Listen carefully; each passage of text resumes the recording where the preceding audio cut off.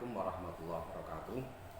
Para mahasiswa yang mengikuti mata kuliah Problematika Hukum Islam Kontemporer yang saya ampu, ada 2 kelas, 6 HKIA dan 6 HKIP. Mata kuliah Problematika Hukum Islam Kontemporer ini, koordinator rumpun mata kuliahnya adalah Bapak Dr. Haji Ansori MAG. Ini rumpun mata kuliah ini termasuk fakultas ya. Dosen pengembang rencana pembelajaran semester saya sendiri. Kemudian capaian program studi ini saya baca di rencana pembelajaran semester.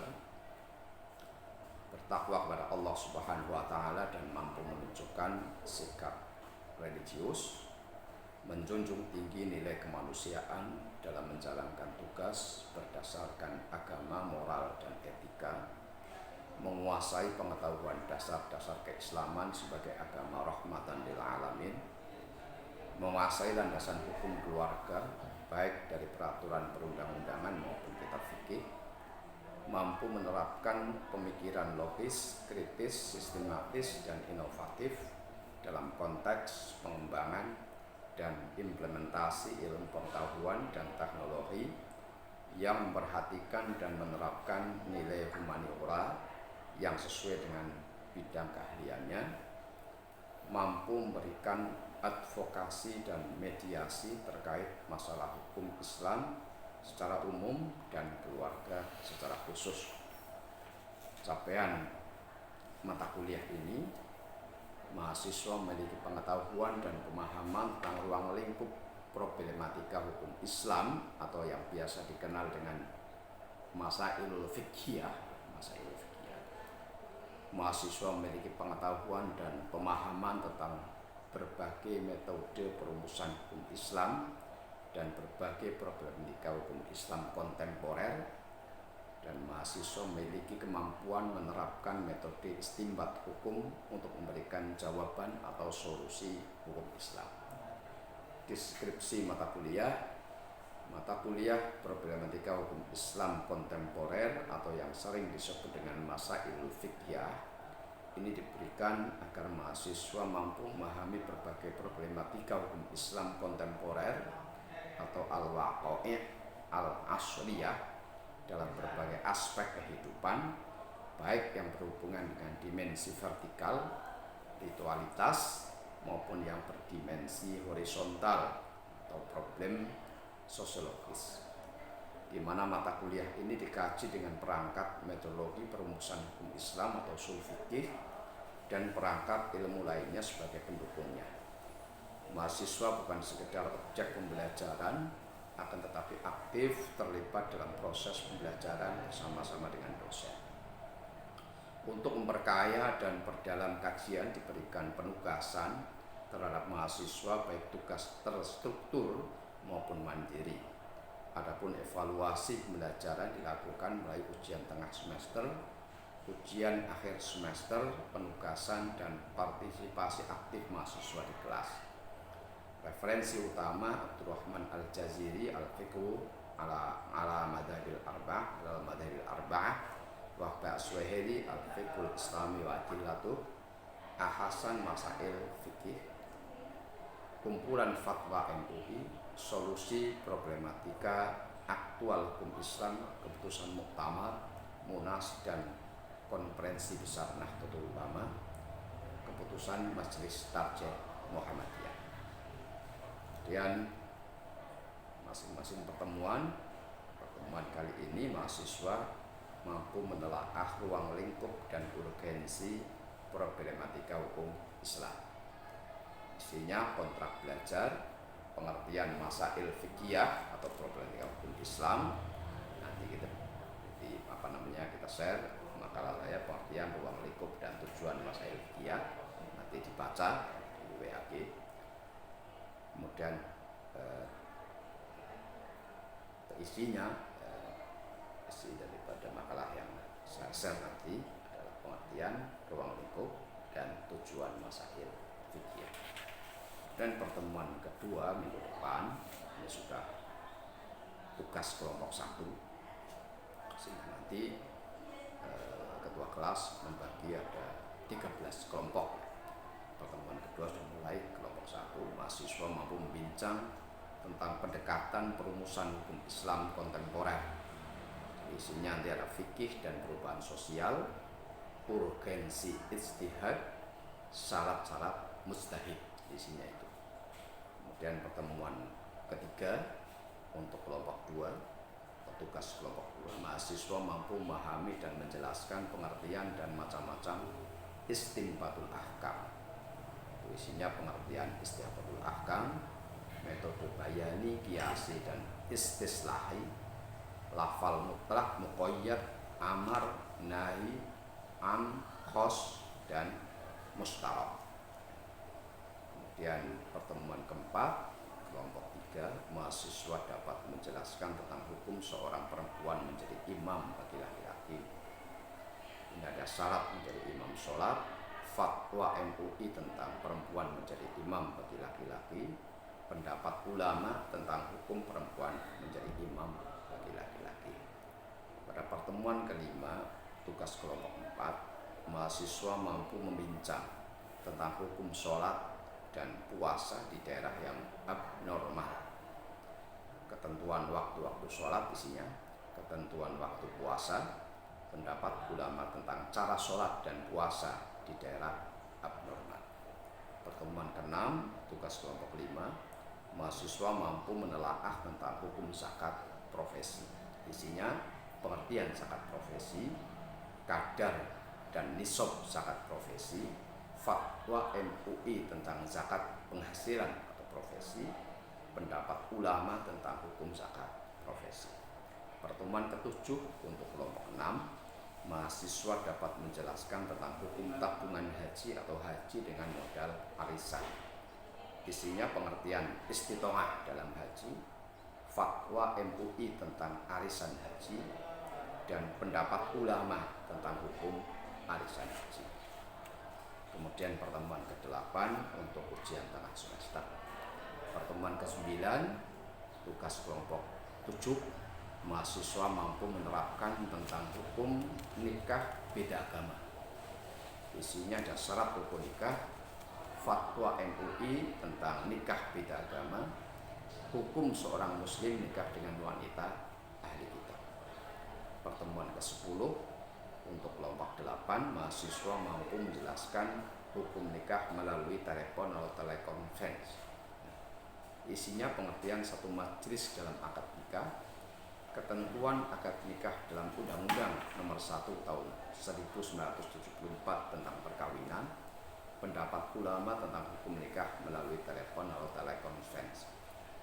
Pertemuan ke-11, tugas kelompok 9, mahasiswa mampu memahami dan memilah status hukum anak zina dan anak adopsi dalam perwalian dan hukum kewarisan.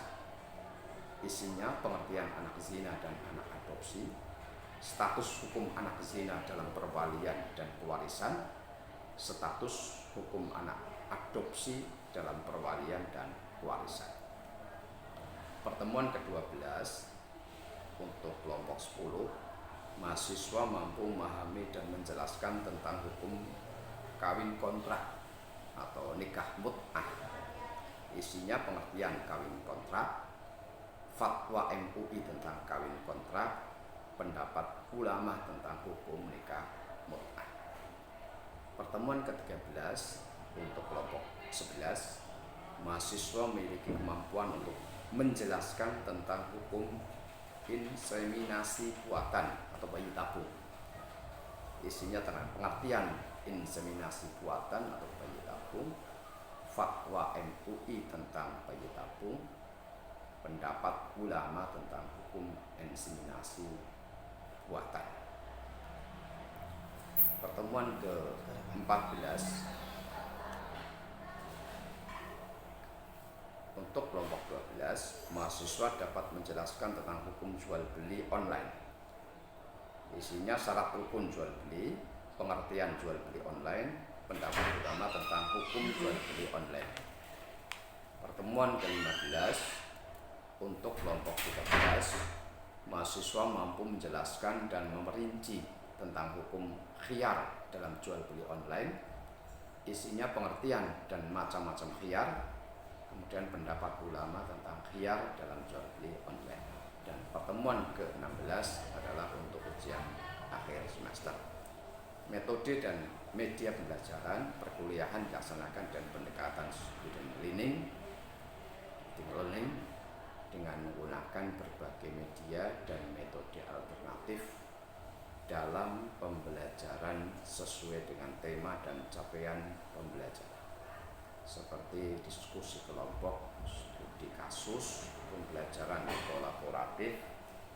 Untuk media pembelajaran yang digunakan perangkat lunak, PowerPoint, video presentasi, aplikasi pembelajaran, kelas, dan ada Zoom, mungkin WAG yang paling pokok. Kelas ini untuk absensi di kelas kita beri waktu setengah sampai 45 menit, setengah jam sampai 45 menit. Kalau ternyata mahasiswa bisa masuk ke kelas, ya bisa lewat WAG, ya tidak bisa masuk ke kelas lewat WAG. Perangkat kerasnya kalau kita sudah bisa tatap muka adalah LCD dan proyektor. Proses pembelajaran selama 1 semester untuk mencapai kemampuan dan hasil maksimal yang diharapkan di setiap tahapan pembelajaran, maka beberapa langkah proses pembelajaran dapat diuraikan sebagai berikut. Yang pertama, mahasiswa mengikuti perkuliahan minimal 75% tatap muka, ya, termasuk daring ini. Yang kedua, keaktifan dan partisipasi mahasiswa diwujudkan dalam mengikuti perkuliahan secara aktif terlibat dalam proses pembelajaran. Yang ketiga, di samping perkuliahan, mahasiswa melaksanakan tugas-tugas mandiri, membaca berbagai referensi yang disarankan dosen.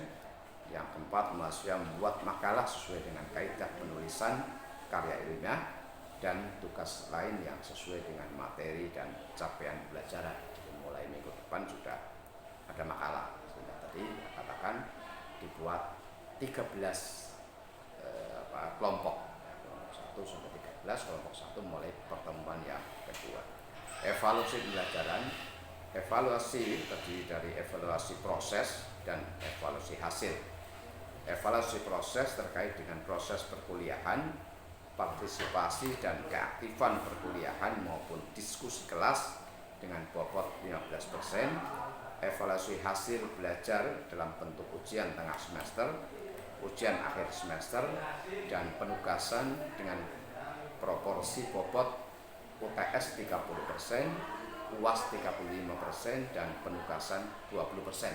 Ini nanti didiskusikan di BAG kalau memang ada yang keberatan ini. Yang saya mengajukan itu. Ini dibaca di di rencana pembelajaran semester yang sudah saya share. Referensi utama yang pertama, Abdurrahman Al-Jaziri, Kitabul Fiqh Alal Madhahibil Arba'ah. Yang kedua, Hasim Jamil, Masail Minal Fiqhil Muqaran. Kemudian yang ketiga, Wahbah Aswairi Al-Fiqhu Al-Fiqhul Islami wa Adillatuh. Yang keempat, kumpulan fatwa MUI. Yang kelima, solusi problematika aktual hukum Islam, keputusan Muktamar, Munas dan Kombes NU. Yang keenam, kumpulan keputusan Majelis Tarjih Muhammadiyah. Yang ketujuh, Qutbuddin Aibah, kajian fikih kontemporer. Yang ke-8, Mahmud Syartut Al-Fatawa. Yang ke-9, Masfuq Zuhdi, Masail Fiqhiyah. Yang ke-10, Huzaimah Teyambo dan Hafidh Ansori, problematika hukum Islam kontemporer. Yang ke-11, Kiai Haji Husain Muhammad, fikih perempuan. Yang ke-12, Muhni Latif, BPJS Kesehatan dalam Perspektif Hukum Islam, studi fatwa Majelis Ulama Indonesia dan fatwa Nahdlatul Ulama. Ini ada di Jurnal Hukum Islam. Fakultas Syariah Institut Agama Islam Negeri Pekalongan. Demikian ini saya baca dari rencana pembelajaran semester, dan silahkan dibaca tulisan saya tentang pengertian ruang lingkup dan tujuan masail fikih atau problematika hukum Islam kontemporer. Kemudian didiskusikan di WA. Terima kasih. Wassalamualaikum warahmatullahi wabarakatuh.